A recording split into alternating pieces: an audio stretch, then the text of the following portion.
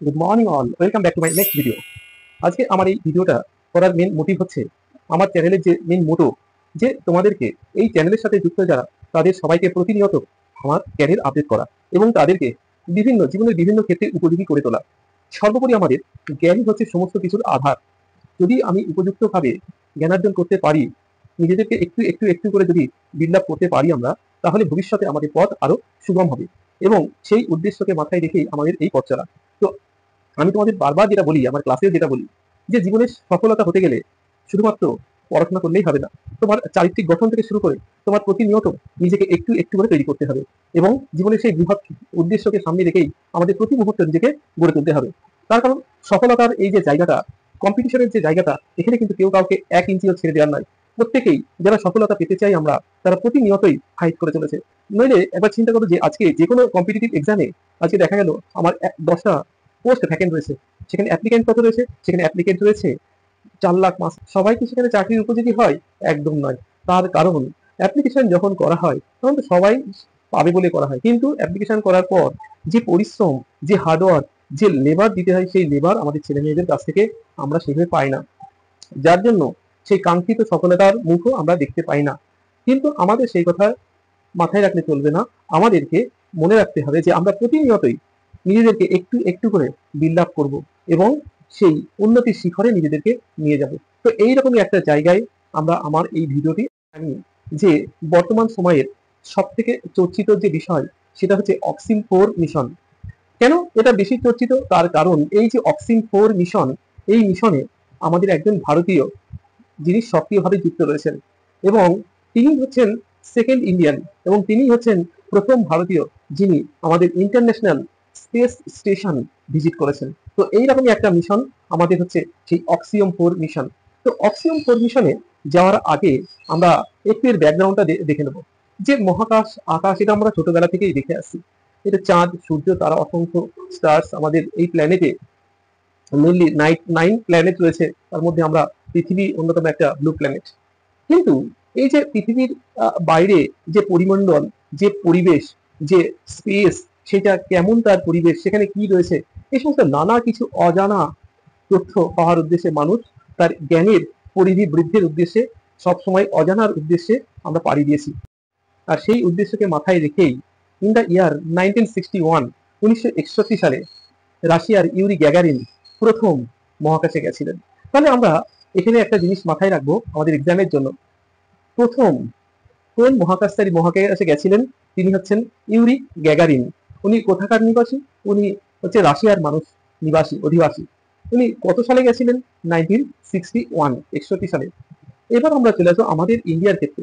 ইন্ডিয়ার ক্ষেত্রে প্রথম স্পেসে কে গেছিলেন, মহাকাশে গেছিলেন? রাকেশ শর্মা। উনি কবে গেছিলেন? উনি গেছিলেন 1984 সালে, ইন দ্য ইয়ার 1984। এই রাকেশ শর্মা মহাকাশে যখন গেলেন এবং তিনি ওখানে 7 দিন, 7 days, 21 hours, অর্থাৎ 21 ঘন্টা সেখানে তিনি সময় কাটিয়েছিলেন। এর পরবর্তীতে 1984 সালের পর 25 সালে আরেক ভারতীয় যিনি শুভ্রাংশু শুক্লা, তিনি মহাকাশে গেলেন, অক্সিয়াম 4 এর অন্যতম পাইলট হিসাবে গেলেন। তো এই তিনি হচ্ছেন দ্বিতীয় ভারতীয়। তাহলে দ্বিতীয় ভারতীয়কে যিনি মহাকাশে গেলেন তিনি হচ্ছেন শুভ্রাংশু শুক্লা। এবং এই শুভ্রাংশু শুক্লা মহাকাশে প্রায় 18 দিন এরা কাটিয়েছিলেন। এখন আমরা অক্সিয়াম 4 এর বিষয়ে একটু আমরা জেনে নিই।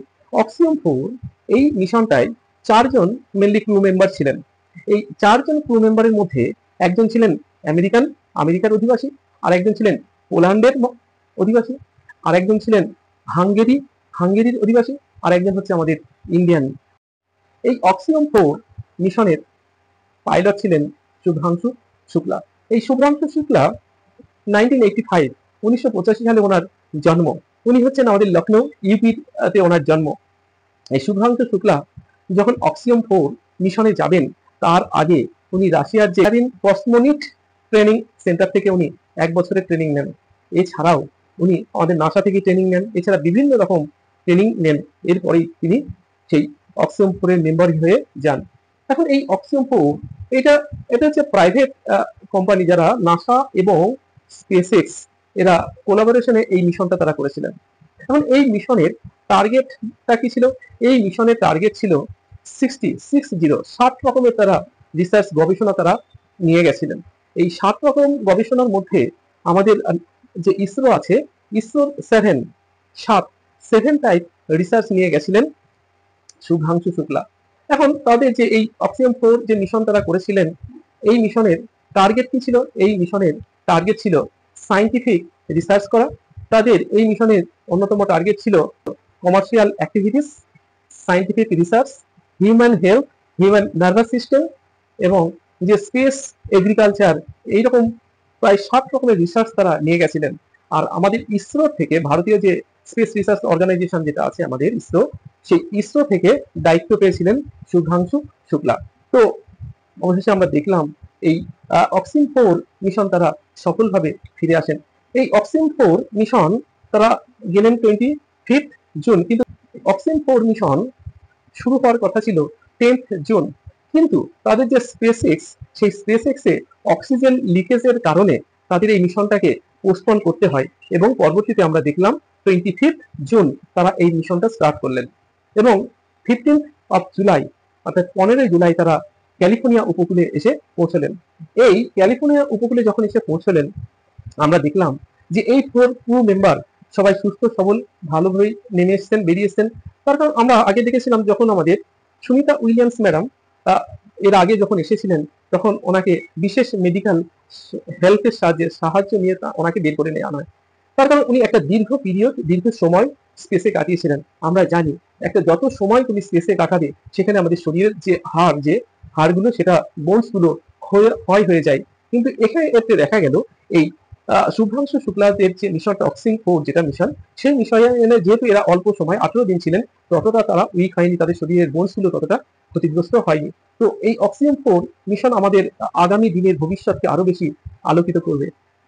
যে 2027 যে গগনয়ান মিশন সেট করা হয়েছে, সেই গগনয়ান মিশনের দায়িত্ব দেওয়া হয়েছে শুভ্রাংশু শুক্লাকে। এটা একজন ভারতীয় হিসাবে আমাদের ভীষণ ভীষণ গর্বের দিন।